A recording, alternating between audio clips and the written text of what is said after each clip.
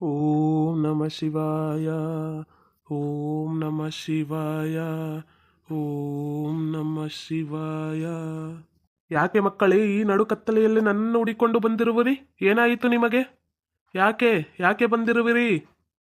ನಿಮಗೆ ಗೊತ್ತಿಲ್ಲದೆ ಇರೋದು ಏನೈತೆ ನಮ್ಮಪ್ಪ ತಂದೆ? ನನ್ನ ಮಗಳಿಗೆ ಯಾಕೆ ಈ ತರ ರೋದ ಕೊಡ್ತಾ ಇದ್ದೀರಾ? ಯಾಕ ಏನು ಎತ್ತ ಭಗವಂತಂಗೂ ನನ್ನ ಮಗಳ ಮೇಲೆ ಕರುಣೆ ಇಲ್ವಾ? ಇದಾದ್ರೂ ಹೇಳ್ಬಿಡಿ, ನನ್ನ ಮಗಳು ಅವಳ ಮೈ ಮ್ಯಾಗ ಏನ್ ಬಂದೈತಿ ಬಿಟ್ಟೈತಿ ಆ ಹುಡುಗಿ ಎಲ್ಲ ನಿಮಗೆ ಗೊತ್ತು. ಫಸ್ಟ್ ಇದಕ್ಕೊಂದು ಪರಿಹಾರ ಕೊಟ್ಬಿಡಿ ಸ್ವಾಮಿ, ಕೊಟ್ಬಿಡಿ. ನಿಮ್ ಕಾಲು ಬಿಟ್ಟು ಕೇಳ್ತೀನಿ, ಪರಿಹಾರ ಕೊಡಿ. ನಾನು ಅಂದೇ ಹೇಳಿದ್ದೆ ಆ ಮಗುವಿಗೆ ಪ್ರಾಣದ ಅಪಾಯವಿದೆ ಎಂದು. ನನ್ನ ಮಾತನ್ನು ನಿರಾಕರಿಸಿ ನೀವು ಮದುವೆ ಮಾಡಿದಿರಿ. ಅದಕ್ಕೆ ಪರಿಹಾರ ನೀವೇ ಕಂಡುಕೊಳ್ಳಬೇಕೇ ಹೊರತು ನಮ್ಮ ಹತ್ತಿರ ಬಂದಿದ್ದೀರಲ್ಲ ಈಗ. ಅಯ್ಯೋ, ಈ ತರ ಪ್ರಾಣಾಪಾಯ ಐತೆ ಅಂತ ನಂಗೆ ಡೇಟಾನು ಗೊತ್ತಿರ್ಲಿಲ್ಲ ಸ್ವಾಮಿ. ಆ ಬುರುಡೆ ಸ್ವಾಮಿ ಮತ್ತ ಬಂದಾನ, ಅವನ ಇದೆಲ್ಲ ಮಾಡ್ತಿರೋದು ನನಗೆ ಗೊತ್ತೈತಿ. ಅವನ್ ನಿಮ್ ಶಿಷ್ಯನಾಗಿ ನಿಮ್ಗೆ ಎದುರುತ್ರ ಮಾತಾಡ್ಕೊಂಡು ಈ ತರ ಮಾಡ್ತಿದ್ದಾನೆ. ಇದಕ್ಕೊಂದು ಪರಿಹಾರ ನೀವೇ ಕೊಡ್ಬೇಕು. ಅವನನ್ನ ಎದುರಿಸಿ ನನ್ನ ಮಗಳನ್ನ ಬಿಡಿಸ್ಕೊಟ್ಬಿಟ್ರೆ ಸಾಕು, ನನ್ಗೆ ಇನ್ನೇನು ಬೇಕಾಗಿಲ್ಲ ನಮ್ಮಪ್ಪ ತಂದೆ. ನನ್ನ ಶಿಷ್ಯ ಅಂತ ಹೇಳಬೇಡ ಮಗಳೇ. ನನಗೆ ಅವನನ್ನು ನೋಡಿದರೆ ಮೈಯೆಲ್ಲ ಉರಿಯುತ್ತದೆ. ನನಗೆ ಮೋಸ ಮಾಡಿ ಅವನು ನನ್ನ ಮಂತ್ರದಂಡವನ್ನು ತೆಗೆದುಕೊಂಡು ಹೋಗಿ ಇವಾಗ ಊರಿನ ಮಕ್ಕಳೆಲ್ಲ ಎದುರಿಸುತ್ತಿದ್ದಾನೆ. ಆತ್ಮಗಳನ್ನೆಲ್ಲ ಹೊರಕ್ಕೆ ತೆಗೆದು ಒಬ್ಬೊಬ್ಬರ ಮೇಲೂ ಸೇಡು ತೀರಿಸಿಕೊಳ್ಳುತ್ತಿದ್ದಾನೆ. ಅವನನ್ನು ನನ್ನ ಶಿಷ್ಯ ಎಂದು ಹೇಳಬೇಡ. ಸ್ವಾಮಿ, ಅವನ ಶಿಷ್ಯ ಆಗದಾರ ಚಿಂತೆ ಇಲ್ಲ. ನನ್ನ ಮಗಳು ನನ್ನ ಕೈಯಾಗ ಬೇಕು. ನನ್ನ ಮಗಳು ಒಂದನ ಈ ತರ ಹುಡುಗಿ ಸಿಂಧು ಅನ್ನೋಳು ನನಗೆ ಒಂಚೂರು ಅರ್ಥ ಇಲ್ಲ, ಬುಡ ಇಲ್ಲ. ಆ ಹುಡುಗಿ ಯಾರನ್ನ ನಂಗೆ ಇದುವರೆಗೂ ಅರ್ಥ ಆಗ್ತಿಲ್ಲ. ಶಂಕರು ಲವ್ ಮಾಡ್ತಿದ್ದ ಹುಡುಗಿ ಅನ್ನೋದು ಗೊತ್ತೈತಿ, ಆದ್ರೆ ಯಾರ ಮಗಳು ಏನು ಎತ್ತ ಒಂದು ಗೊತ್ತಿಲ್ಲ ಗುರುಗಳೇ. ಅವಳೊಂದು ಅನಾಥೆ ಹುಡುಗಿ. ಅವಳಿಗೆ ತಂದೆ ತಾಯಿ ಯಾರು ಇಲ್ಲ. ಆದುದರಿಂದ ಅವಳಿಗೆ ಶಂಕರ ಎಂದರೆ ತುಂಬ ಇಷ್ಟವಿತ್ತು.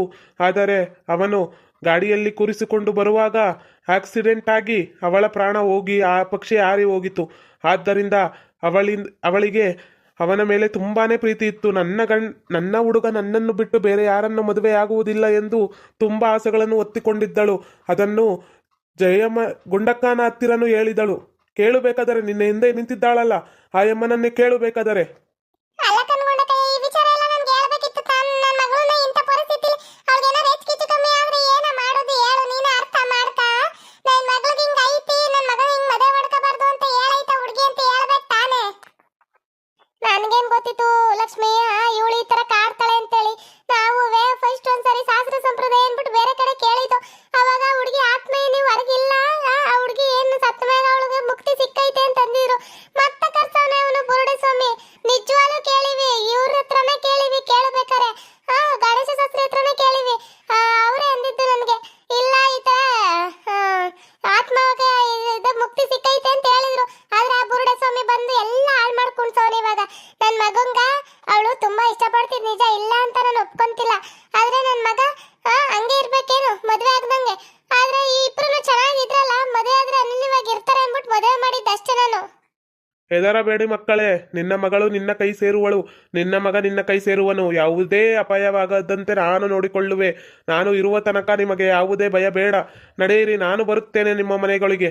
ನಾನು ಬಂದು ಆ ಬುರುಡೆ ಸ್ವಾಮಿಯನ್ನು ಫಸ್ಟು ಒದ್ದಿ ಹೊರಗೆ ಹಾಕಿ ಆಮೇಲೆ ಆ ಹುಡುಗಿಯನ್ನು ನನ್ನ ಬಾಟಲಿನೊಳಗಡೆ ಸೇರಿಸಿಕೊಳ್ಳುವೆ. ನಡೀರಿ, ಹೋಗೋಣ. ಅದನ್ನ ಮಾಡ್ಕೊಂಡೆ ಕಟ್ ಕಳಿ ಸ್ವಾಮಿ. ನನ್ನ ಮಗಳು ಮೈಯಿಂದ ಅವಳು ಹೊರಗೆ ಬಂದಿದ್ದು ನೋಡಿದ್ರ ಡೀಟಲ್ವೇ ಎಷ್ಟು ಭಯ ಆಗುತ್ತೆ ಗೊತ್ತೇನಾ? ನಾವು ನೋಡಿ ಸುಸ್ತಾಗ್ಬಿಟ್ಟು ನಾವು ಗೌಡಣ್ಣನವೇ ಎಷ್ಟು ಇದು ಸಾವುಕಾರಣ್ಣನವೇ ಇಬ್ರುವೇ ಅಲ್ಲಿ ಕುತ್ಕೊಂಡಿದೀವಿ. ಹೆಂಗ್ ಹೋಗ್ತಾಳೆ ಗೊತ್ತೇನಾ ಹುಡುಗಿ ಸಿಂಧು? ಯಪ್ಪ, ನಾವೇನಾರುವೇ ಹುಡುಗಿರು ತಾಟ್ಕಿತ್ತಿ ಸೊಸೆರ ಅವ್ರಿಬ್ರು ಅವರಲ್ಲ, ಅವ್ರೇನಾರುವೇ ಬೆಡ್ಶೀಟ್ ಕೊಟ್ಟಿಲ್ಲ ಅಂದಿದ್ರೆ ಯಪ್ಪ ನನ್ನ ಜೀವನ ಹೆಂಗಾಗ್ಬಿಡ್ತಿತ್ತು. ಅವಳಂತೂ ಬಂದು ನಮ್ಮನ್ನ ರಕ್ತ ಕಕ್ಕ ಸಾಯೋ ಥರ ಮಾಡ್ಬಿಡೋಳು. ಯಾರು ಯಾರಿಂದಲೂ ಒಬ್ಬ ಮನುಷ್ಯನನ್ನು ವೃತ್ತಕಕ್ಕ ಸಾಯುವ ಹಾಗೆ ಮಾಡಲು ಸಾಧ್ಯವಿಲ್ಲ ಮಗಳೇ. ಅದರ ಹಿಂದೆ ಇನ್ನ ಒಂದು ತಂತ್ರವಿದೆ. ಅದು ನಿಮಗೆ ಹೋಗುತ್ತಾ ಹೋಗುತ್ತಾ ಅರ್ಥವಾಗುತ್ತದೆ. ಅವನು ಹೇಗೆ ರಕ್ತ ಕಕ್ಕೊಂಡು ಸಾಯುವಾಗ ಮಾಡುತ್ತಾನೆ ಅಂತ ನಿನಗೆ ಅರ್ಥವಾಗುತ್ತದೆ. ದೇವರ ಹೆಸರು ಹೇಳಿ ದೇವರ ಪ್ರಸಾದವನ್ನು ಕೊಟ್ಟು ಮನುಷ್ಯರಿಗೆ ಆಗ ರಕ್ತ ಕಕ್ಕೊಂಡು ಅದರೊಳಗೆ ವಿಷ ಹಾಕಿ ರಕ್ತ ಕಕ್ಕ ಸಾಯುವ ಹಾಗೆ ಮಾಡುವುದೇ ಹೊರತು ಮನುಷ್ಯರಿಗೆ ರಕ್ತ ಕಕ್ಕೊಂಡು ಸಾಯುವಾಗಕ್ಕೆ ಮಾಡುವುದು ಯಾರ ಕೈಯಿಂದಲೂ ಸಾಧ್ಯವಿಲ್ಲ. ಇದೆಲ್ಲ ಬರೀ ಕಾಲ್ಪನಿಕವಷ್ಟೇ. ಹೌದು ಗುರುಗಳೇ, ನೀವೇ ಬನ್ನಿ, ನೀವೇ ನಮ್ಮ ಹಿಂದೆ ಬನ್ನಿ. ಪಾಪ ಹುಡುಗಿನ ನೋಡಕ್ಕಾಗಕತ್ತಿಲ್ಲ, ಎಷ್ಟು ಭಯ ಹುಟ್ಟಿಸ್ತೈತೆ ಗೊತ್ತೇನಾ? ಬಂದ ದೆವ್ವ. ನಾನು ಸಿಂಧು ನೀವೇನ್ ಮಾಡ್ತೀರಾ ಅನ್ಬಿಟ್ಟು ಅವ್ರಿಬ್ರು ಸೊಸೆಯರ್ಗೆ ಎಷ್ಟು ಗೋಳಿಕೊಳ್ಳುತ್ತೆ ಗೊತ್ತಾ? ಯಪ್ಪ, ನನ್ಗಂತೂ ಸಾಕಾಗ್ಬಿಡ್ತು ಕಣ್ ಗುರುಗಳೇ, ನಂಗೆ ಸಾಕಾಗ್ಬಿಡ್ತು. ನೀವು ಹೋಗುವುದರ ಒಳಗೆ ನಿಮ್ಮ ಮನೆಗೆ ನಾನು ಪ್ರವೇಶ ಮಾಡುವೆ. ಆದ್ದರಿಂದ ನೀವು ಫಸ್ಟು ಮನೆಗೆ ತೆರಳಿ ನಾನು ಆ ಬುರುಡೆ ಸ್ವಾಮಿಯನ್ನು ಇಲ್ಲಿಗೆ ಕರೆಸಿ ಯಾಕೆ ಈ ಥರ ಮಾಡುತ್ತಿದ್ದಾನೆ ಎಂದು ತಿಳಿದುಕೊಳ್ಳುತ್ತೇನೆ. ನೀವು ಇಲ್ಲಿಂದ ಮೊದಲು ಹೊರಡಿ. ಸರಿ ಗುರುಗಳೇ, ಆಯ್ತು. ಮೊದ್ಲು ಇಲ್ಲಿಂದ ಹೋಗ್ತೀವಿ.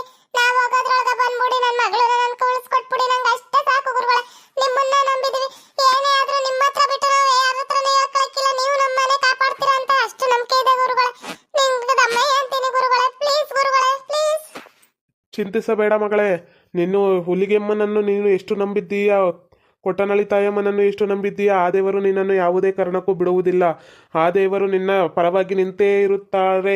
ಹೆಣ್ಣು ಮಕ್ಕಳು ಎಂದರೆ ಹೆಣ್ಣು ಮಕ್ಕಳಿಗೆ ಒಲಿಯುವ ದೇವರು ಯಾವತ್ತೂ ಕೈ ಬಿಡುವುದಿಲ್ಲ. ತಾಯಿಯನ್ನು ಮನದಲ್ಲಿ ನೆನೆದುಕೊಂಡು ಅಮ್ಮ ತಾಯಿಯೇ ಕಾಪಾಡಮ್ಮ ಎಂದು ಕೇಳಿಕೊ, ಅವಳು ಎಲ್ಲವನ್ನು ಬಗೆಹರಿಸುತ್ತಾಳೆ. ನೀವಿನ್ನು ಹೊರಡಿ. ನಾನು ಅವನನ್ನು ಕರೆಸಿ ಮಾತನಾಡುತ್ತೇನೆ. ಯಾಕೆ ಈ ಥರ ದ್ರೋಹ ಬಗೆಯುತ್ತಿದ್ದಾನೆ ಎಂದು ತಿಳಿದುಕೊಳ್ಳುತ್ತೇನೆ. ಅವನಿಗೆ ಫಸ್ಟ್ ತಕ್ಕ ಸಾಕ್ಷಿ ಮಾಡುತ್ತೇನೆ. ಸರಿ ಗುರುಗಳೇ, ಆಯ್ತು.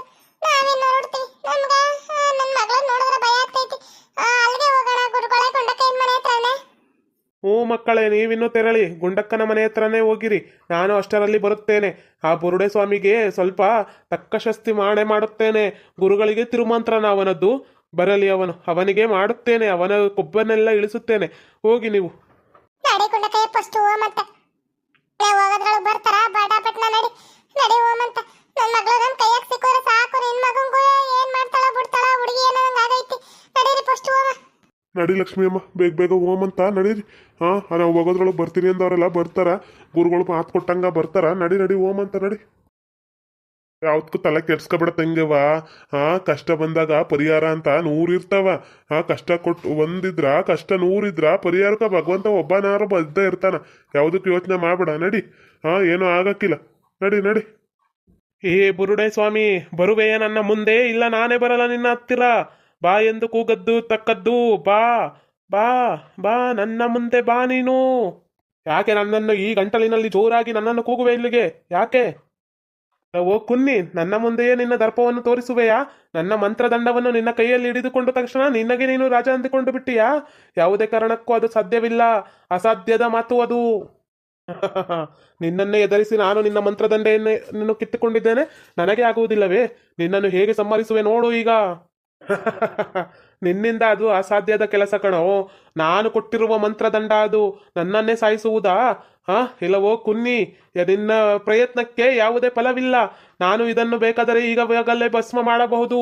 ಆದರೆ ಇದನ್ನು ತಯಾರಿಸಿರುವುದು ನನ್ನ ಶ್ರಮ ನನಗೆ ಗೊತ್ತು. ನಾನು ಯಾರಿಂದ ಪಡೆದಿದ್ದೇನೆ ಎನ್ನುವುದು ನನಗೆ ಗೊತ್ತು. ನನ್ನನ್ನೇ ನಾನು ತಯಾರಿಸಿದ, ನಾನು ಪಡೆದ ನನ್ನ ವಸ್ತು ನನ್ನನ್ನೇ ಸಾಯಿಸುವುದಾ? ಇಲ್ಲವೋ ಕುನ್ನಿ, ಎತ್ತುಕೋ ಅದನ್ನು. ಇದೇನಪ್ಪ ಇದು? ಇವನ ಚುಚ್ಚನೇ ಇಲ್ಲ ಇದು. ಇವನ್ ತಯಾರು ಮಾಡೋದು ಅನ್ಕೊಂಡ್ರೆ ಹಂಗಾರೆ ಇವನ್ಗೆ ಚುಚ್ಚನೇ ಇಲ್ವಾ? ಅಯ್ಯೋ, ಇವನ್ ಸಾಯಿಸ್ಬೋದು ಅಂದ್ಬಿಟ್ಟು ನಾನು ಭಾಳ ಖುಷಿಯಿಂದ ಇದ್ನಲ್ಲ. ಅಯ್ಯಯ್ಯೋ, ಏನಪ್ಪ ಮಾಡೋದೀಗ?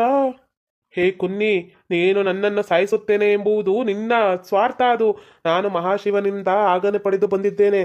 ಎತ್ತಿಕೋ ಇದನ್ನು, ಎತ್ತಿಕೋ ಈ ಕತ್ತಿಯನ್ನು, ತೆಗೆದುಕೋ. ಇಲ್ಲ ಅಂದರೆ ನನ್ನ ಕೈಯಲ್ಲಿ ಬಂದರೆ ನಿನ್ನ ಸಾವು ಇವತ್ತು ಖಂಡಿತ ನಿಶ್ಚಿತ. ಎತ್ತಿಕೋ.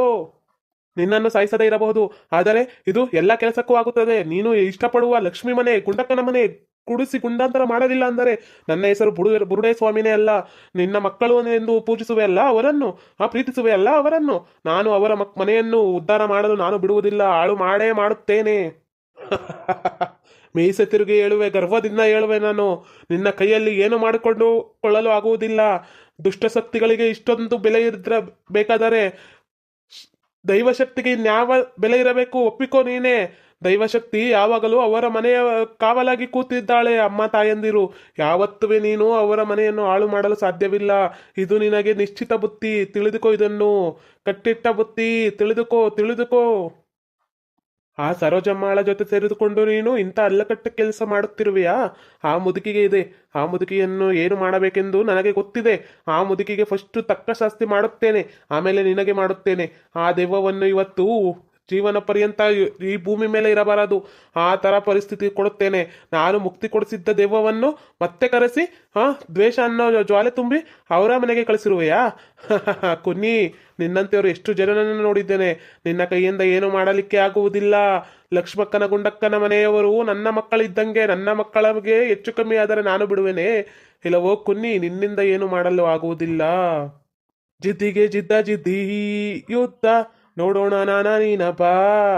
ನೀನಿಟ್ಟ ಸವಾಲಿಗೆ ನಾ ಸಿದ್ಧ, ನೋಡೋಣ ನೀನ ಬಾ.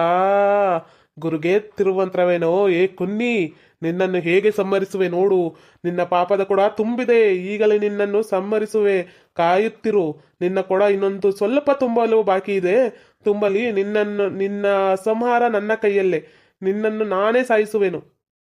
ಓಕೆ ವೀಕ್ಷಕರೇ, ಈ ವಿಡಿಯೋನ ಇಲ್ಲಿಗೆ ಮುಗಿಸ್ತಾ ಇದ್ದೇವೆ. ನಿಮ್ಮ ಅಭಿಪ್ರಾಯಗಳನ್ನು ಕಮೆಂಟ್ಸ್ ಮೂಲಕ ತಿಳಿಸಿ. ಲೈಕ್ ಮಾಡಿ, ಶೇರ್ ಮಾಡಿ, ಮತ್ತೆ ನಮ್ಮ ಚಾನಲ್ ಸಬ್ಸ್ಕ್ರೈಬ್ ಮಾಡ್ಕೊಂಡು ಬೆಲ್ ಐಕಾನ್ನ ಕ್ಲಿಕ್ ಮಾಡಿ. Thank you for watching.